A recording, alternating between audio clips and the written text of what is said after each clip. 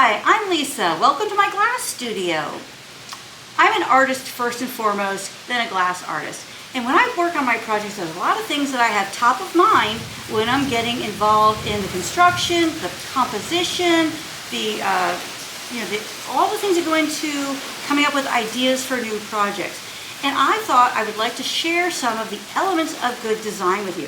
Now this topic is broad, and so there's a lot of aspects to it. So I'm going to bring this to you in a series of different videos. So elements of good design, this is going to be video number 1. Keep an eye out, make sure you subscribe so you can get all the other videos on this topic as they come out. So our first topic today is what makes art stand out. You know, you're at home, you're scrolling, you're looking through all these different groups, you're seeing all this different beautiful artwork, and you just keep scrolling. Oh, it's so pretty, so pretty, so pretty. And then wow, boom, you stop. And you look at something specific. Ask yourself, why did you stop? Why did that, what caught your attention? What spoke to you about that piece of art? What is it about that image, that art, that you admire, that you like, that you know, is it the color, is it the shape, is it the picture, is it the presentation, how it's displayed? What is it about that art that made you stop? So I was doing that myself, and I'm scrolling, I'm going through art galleries, looking at different pieces. Oh yeah, and then one, wow. Walk closer, look at it more in more detail, and get an idea of what is it about that piece that caught my attention. What do I admire about it? What do I think is exciting about it? And so I started thinking, you know, in the overall scheme of things, what is it about art that makes it stand out? And I came up with there 2 things, just simply 2 things: dramatic imagery and unique form. So if something has a very unique picture, you know, I might enjoy it for that. What makes a painting exciting and unique? It's on a rectangular canvas. The shape is not all that exciting. There's nothing novel or new about that, but it's the picture. It's the picture and how the artist rendered that image that makes it interesting and makes it memorable and makes it something that you want to engage with more. The other thing that makes art stand out is unique form. You see something that has a really unique shape to it, and it's just like, wow. You know, especially in glass, wow, that's a cool shape, I love it. You know, how did the artist achieve that? What did they use? How many steps was it? What kind of form did they use? How did they fire? Did they fire it up? Did they fire it down? All these questions are triggered in your mind, and you love it.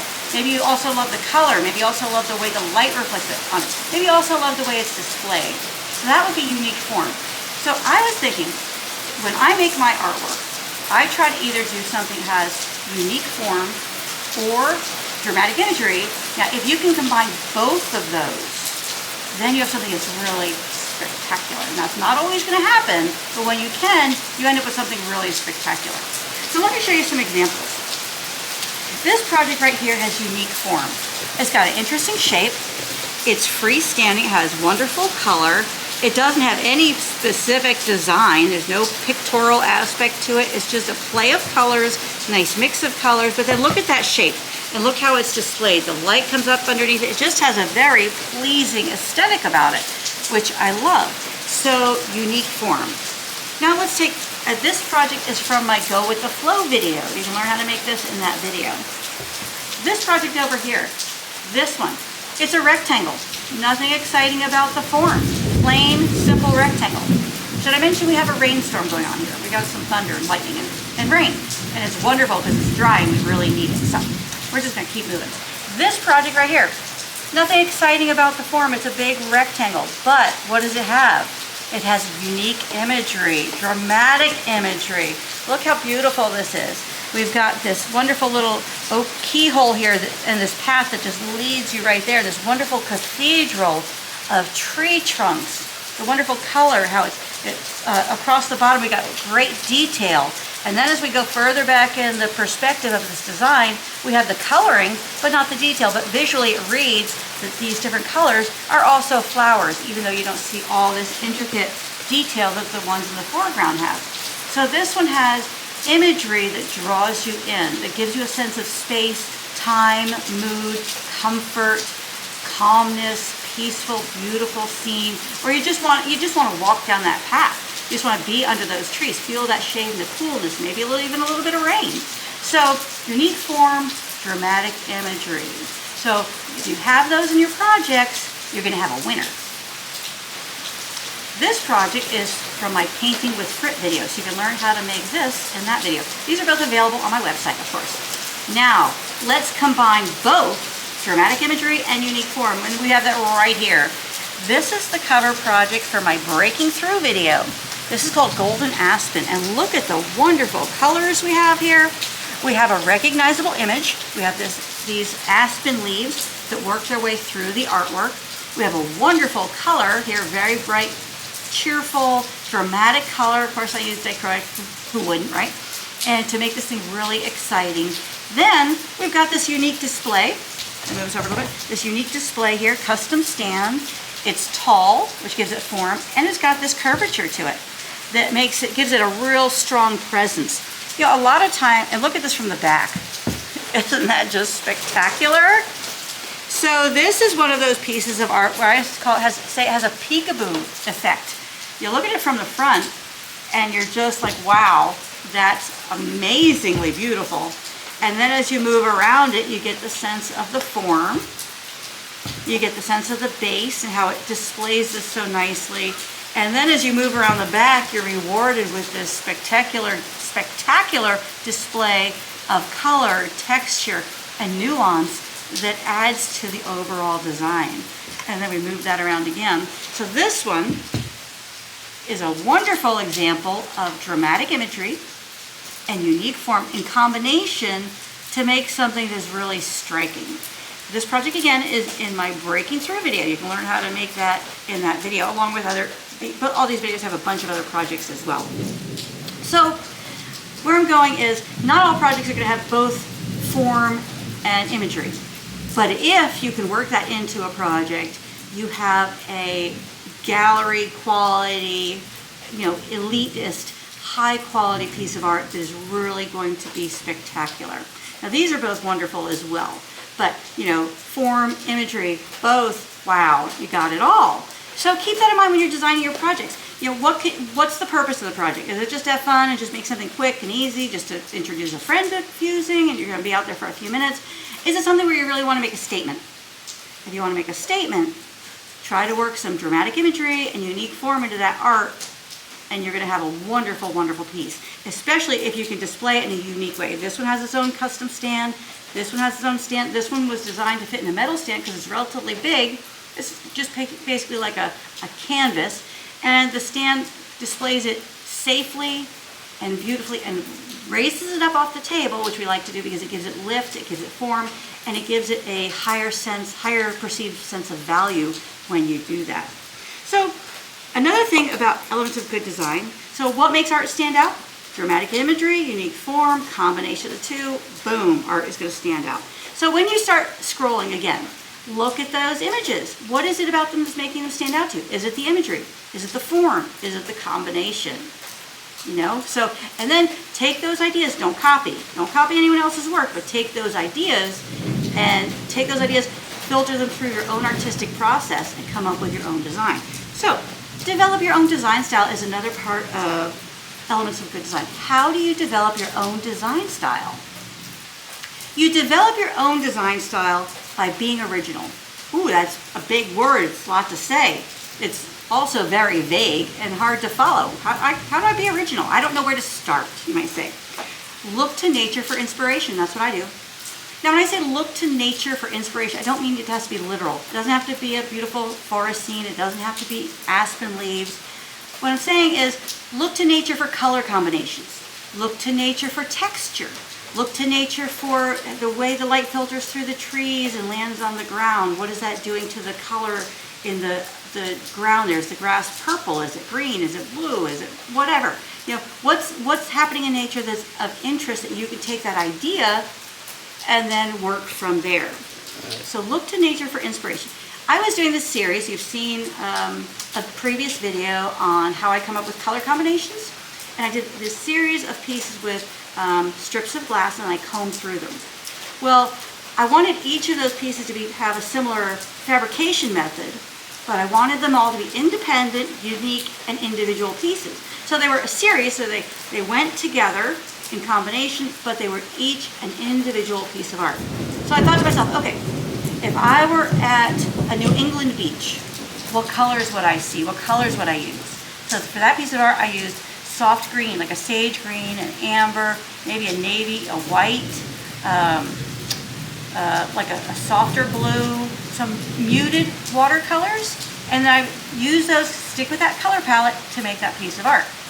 Then another piece of art, I said, okay, what would be the color combination I would use, I would see if I were in Utah out in the rocks. Okay, that might be a rust, a brown, a beautiful blue for the sky, a tan, maybe like a gray-green with some of the foliage out there, the limited foliage out there. Let's take another example. Say we were at a beach in the Caribbean. Okay, I would have aqua, I would have yellow, I would have lime green, I would have probably orange, I would have sky blue. I put all those colors together. Now if you think about these different locations, all three of those different pieces of art would have a different feel because of the color combination. So in that example, I'm looking to nature for help, for inspiration, but I'm not necessarily making a leaf, I'm not necessarily making a beach scene, I'm not making a rock scene, I'm not making a New England beach, I'm just using nature for inspiration. So you can use anything for inspiration. You can use the fabric on the cover of a seat at a restaurant. You can use someone's shirt. Someone in the restaurant over there, or someone in the store has a shirt with palm trees on it. That's inspiration. They have a shirt with weird colors. They have a shirt with cool colors. They have a shirt with stripes. Fabrics are a great place to get inspiration. Furniture, pillows, fabrics on furniture. You can get inspiration from any number of places. Just open yourself up to ideas, color combinations, patterns, and then take those different things and put them together. Another thing you can do to develop your own design style is to experiment. When you have a little corner open in the corner of your kiln on that kiln shelf, put something together, throw something in there, something out of the ordinary. Take some fruit and pile it up. Take some colors, pile them up, and just fire them. You may end up with something totally ugly. 100% fine. You know what not to do next time. You may end up with something spectacularly beautiful. A combination you hadn't thought to use before. So experiment. Throw some extra pieces in those, those open corners of your shelves, and use that so that when you open the kiln, not only do you have this spectacular big piece you've been looking forward to seeing, but you also have an additional little surprise that you can then later take that and take it in a new direction. Have something inspiring for you to go in a totally new direction with a totally new design and maybe new color combination. So, let's see, the original. Look to nature for inspiration and experiment. That's how you develop your own design style. I hope you enjoyed these elements of good design, and I hope this inspires you to try thinking a little differently about your art when you approach your art, how you might want to do things a little differently to make it a little more dramatic, more memorable, give greater impact. You're going through the effort anyway. You're using the material. You're spending the time in your studio. You might as well get the most out of your effort and your work. So put that time in, do a little research, look into other things. Again, don't copy other people's work, but look to their work for inspiration. What I like to suggest you do is as you're scrolling, scroll through designs. If you see something you love, identify what it is about that thing you love. Let's say it's the color. Okay, take that color, it's blue, put it over on the side over here. Continue scrolling. You see another piece you love. Oh, what's it about it? Oh, I love the shape. It's a votive candle. Great. Take that idea, put it aside. Now we have blue and votive candles. Continue scrolling. What else do you see that you love? Oh, I love that piece because it has trees in it, and it gives me a sense of beauty, sense of calm, a sense of outdoorsy. Okay, take those trees. So now you have blue color, votive candle, and trees. Take all three of those, put those together. You're not copying someone else's work. You're using their work as inspiration, and you're going to filter that through your own creative process to come up with something totally your own. That's a great way to be original and come up with new designs, is to find inspiration in other people's work, identify a single thing you love about it, and then take that thing and combine it with two other things to make something uniquely your own. Thanks for joining me. Hope you enjoyed this first segment of Elements of Good Design. We're going to have some more coming your way. And I love sharing this stuff with you. I love sharing fusing with you, the technicalities of fusing, but also sometimes sharing the art part is equally as interesting and beneficial because it can make your art stronger. And it can make your process of creating it more rewarding, more fulfilling, and more fun. And who doesn't love to have fun? I love to have fun. So thanks so much for joining me. Please like, follow, subscribe, comment. We love it when you do that. Please do. Become a premium video member. We'd love to have you. We have new courses coming out all the time. Full-length courses, step-by-step instruction, video instruction, printable pattern ebook with designs, color images, firing guides, everything you need to complete those beautiful projects. And the second you sign up to be a premium video member, you get access to all the videos, all the projects right away. So you'll have, oh my gosh, overload of wonderful pieces to make. And again, painting with Brit, go with the flow, and breaking through videos if you would like to try any of these projects. Until next time, happy fusing.